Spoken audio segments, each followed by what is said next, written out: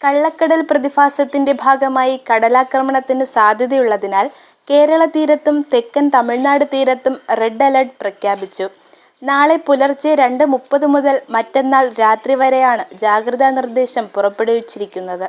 തീരദേശത്തുള്ളവരും മത്സ്യത്തൊഴിലാളികളും അതീവ ജാഗ്രത പാലിക്കണം. അതിതീവ്ര തിരമാലകൾക്ക് സാധ്യതയുണ്ടെന്നാണ് ദേശീയ സമുദ്ര ഗവേഷണ കേന്ദ്രത്തിന്റെ മുന്നറിയിപ്പ്. കടൽക്ഷോഭം രൂക്ഷമാകാൻ സാധ്യതയുള്ളതിനാൽ അപകട മേഖലകളിൽ നിന്ന് അധികൃതരുടെ നിർദ്ദേശാനുസരണം മാറി താമസിക്കണം.